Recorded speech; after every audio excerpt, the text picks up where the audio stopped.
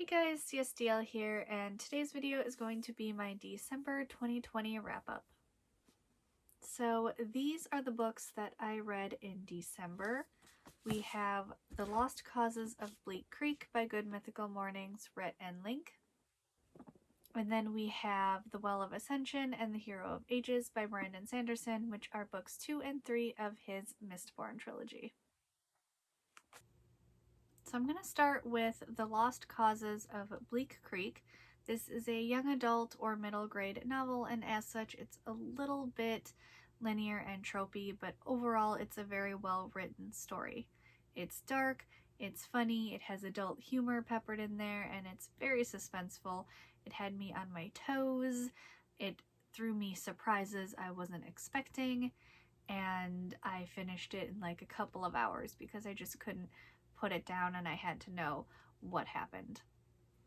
So the story centers around these three kids, Rex, Leaf, and Alicia. They're best friends and they're making this movie together, and they're at this town event trying to get this one scene done, and of course things go horribly awry and the three of them get into quite a bit of trouble. Alicia gets into the most trouble and she gets sent away to the Whitewood School, and this school is known to take in like troubled kids and reform them, and all of the kids are terrified to be sent there, like all of the kids of Bleak Creek, not just Rex, Leaf, and Alicia, but it's like a known thing amongst the youth that you don't want to get sent there. When you come back, you're like a shell of your former self, and now Rex and Leaf are incredibly worried about Alicia. And a lot of the story after that is Rex and Leaf trying to rescue Alicia from this school. Kids have died there, and Alicia is a very rebellious person, so they are extra worried that something might happen to her. They don't believe that these deaths were an accident like all of the papers and news whatever claimed they were, and they are determined to find out the truth about this school, and that is also where the supernatural elements come in. And it's a very engaging story. Something else I really enjoyed about this book is that it's not just the kids that solve everything and save the day. There is actually an adult helping them, and in most middle grade or young adult books, that's not the case. It's the kids that save the day. They solve all the things, and it lacks believability for me that the kids are always just smarter than every adult in the novel. But this book, they actually have an adult helping them, and I don't know, it just made the book, I guess, more enjoyable for me as a reader, as an adult, to see that, these kids aren't just the ones solving it. There is someone older helping them along the way. I would 100% recommend this book. It was very well written. It's engaging. I was very impressed with it. And if you're a fan of Good Mythical Morning and Rhett and Link and you have not read this book yet, you should be. You should read it. You should do the thing. So now into Sanderson. And wow. Can I just say wow? Like, his Mistborn trilogy blew me away. This is the first series of Sanderson's I have read, and I think I completely understand why he does epic fantasy now, because he's good at it. And this series had a lot of ups and downs and twists and turns, and at some points things happened that I had not anticipated. He surprised me a lot, and he's also not afraid to kill characters. I respect an author that's not afraid to kill his characters. That being said, I think I am going to talk about this as a series rather than as the individual books. So I think I'm going to start with a brief explanation of his magic system because that is very important to the story and it's a little bit complicated. But yeah, so he has a hard magic system and there are 3 different kinds of magic, and I will just talk briefly about them first and then get into the story.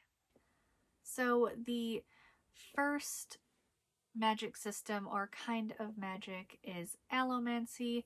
If you can do Allomancy, you are an Allomancer, and they have the ability to burn or use metals, and what that means is they consume them, and they do this in order to fuel a variety of physical and mental enhancements and abilities. So this only works by consuming the metal. And if you are a person who can only burn 1 metal, you are known as a misting. And if you are a person born with the ability to burn more than 1 metal, you can burn all the elementic metals, and then you are known as a mistborn. So the next 2, forgive my pronunciations because they are probably terrible, but that is not my fault. Sanderson writes odd and complicated names for things. But anyway, so the second magic system or second kind of magic is Furukumi. And if you do Furukumi, you are a Furukumist, and this works differently from Allomancy, where an Allomancer will use the metal to gain power. A Furukumist can use those metals as holding units or metal mines to essentially store up their own power. So depending on the metal, a Furukumist can become worse at something in exchange to be equally better in the future. No power is gained or lost. Now, the third magic system or kind of magic is also the most violent, and also, again, forgive my pronunciations, but here we go. So the third one is hemalurgy, and hemalurgy, to use it, you take a metal spike and it must be driven through someone's heart. Then the spike is taken and stabbed into the body of another person, and the location of which determines the power transferred.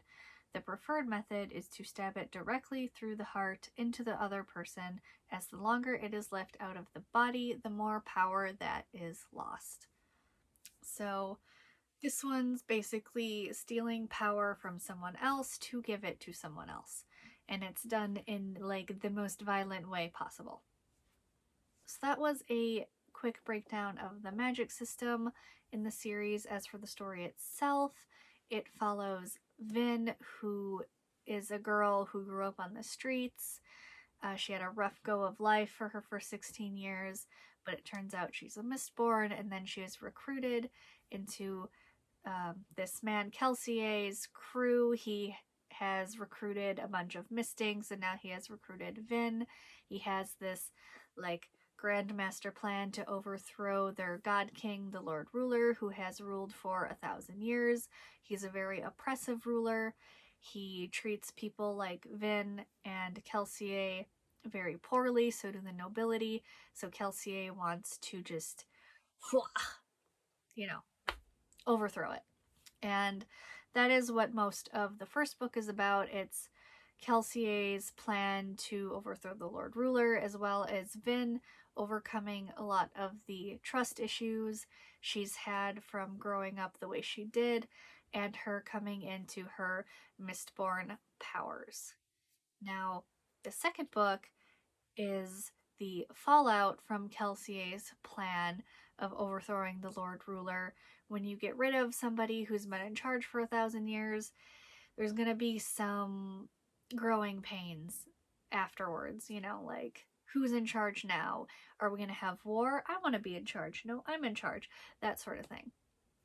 And Vin did connect with this young noble in the first book. His name is Eland Venture. They are dating in the second book, and he is trying to maintain order, but he's having a pretty rough go of it. He's always been more of like, oh, I've read this in a book, but he never had the chance to apply it practically. And it shows, and he's not doing well. And a big part of this book is trying to find this mysterious Well of Ascension, which they kind of learned about in the first book. They learned a little bit about it through learning about the Lord Ruler's past and how he actually did come to power, and the the prophecy that he supposedly ruined because he not only wasn't the person who was supposed to take the power that you find at the Well of Ascension, but he also did the thing wrong. You're supposed to take it and give it up. He took it and used it.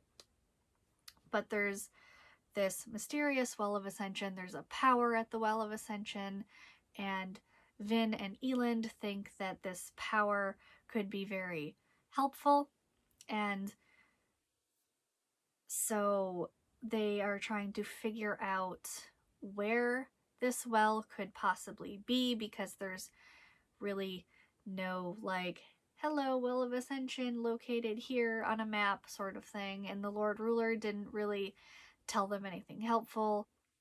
So they have to try to figure this out on top of looming, like, wars and traders from within and things like that. Now, by the end of book 2, they do get to the well. They find the Well of Ascension, and Vin does the thing. And book 3 then is the fallout from that. You learn that maybe things weren't what they seemed. And in this book, you get the same. I mean, there's still threats of war. The political unrest hasn't totally worked itself out. Eland is doing better in this book, but it's not totally resolved. And now they have to continue fixing that. But because of what happened at the well, there is now essentially the threat of the end of the world. The world is basically trying to go up in flames. Things are going wrong all over the place. Like, the ash mounts are spewing more ash everywhere, and there's earthquakes all the time, and just, things like that. Volcanic eruptions. Like, they have to also try to save the world on top of their other problems, and part of their other problems also include primordial beings, so that's something fun. That is related to the Well of Ascension. And that third book's title, The Hero of Ages, is part of the prophecy that led them to the Well of Ascension, but it continues, into the third book, because there was some things about the prophecy that you find out that maybe weren't what they seemed, but they figure it out in the third book. And then the goal is to, essentially get the Hero of Ages to fix the world with these primordial beings, energies. I'm not entirely sure what to call them. They're definitely a primordial entity. But the Hero of Ages is essentially the one who's supposed to, like, reunite these primordial entities. So the third book is essentially, we gotta save the world. The world is ending. We gotta fix it. We kind of caused it. Now we gotta fix it, and it's a mess. But this is a little hard to talk about without Spoilers, I think I am going to do just a Mistborn trilogy spoiler review so I can get into all the things that I want to talk about. But yeah, so that's kind of the 3 books in a nutshell. So I really enjoyed that series. Sanderson writes his characters unbelievably well. They're very relatable. Like in the way he writes emotions is just, I was blown away.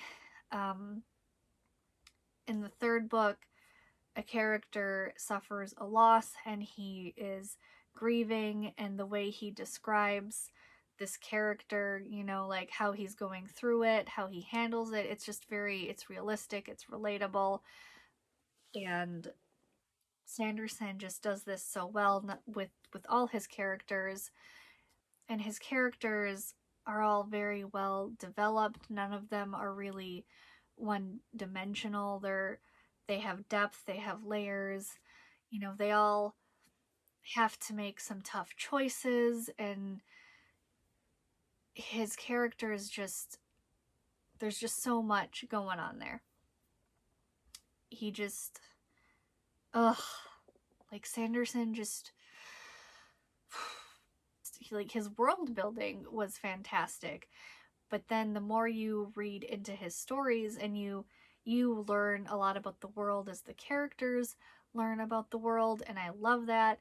Like he has very good showing and versus telling in his writing, and I thought I thought his world building was whoa, out, like, great, but then his characters just, wow.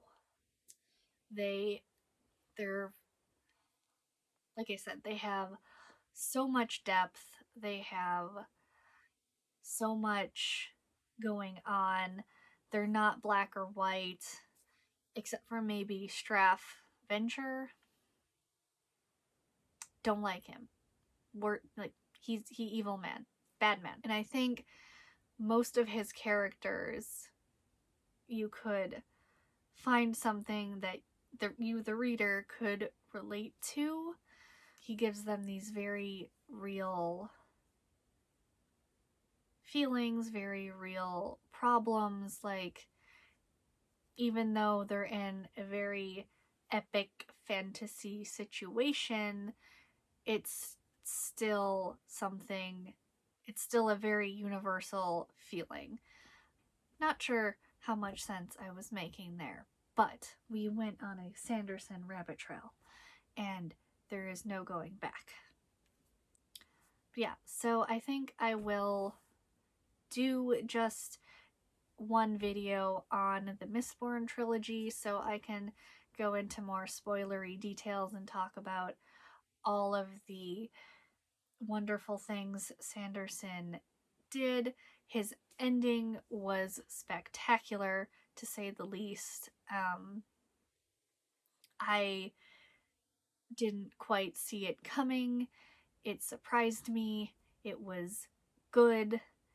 And like I said, he is not afraid to kill his characters, because there's a few things that happen throughout the series and I was just like, whoa, you did not just do that, but you did that and I respect you. Still upset about one of them in particular.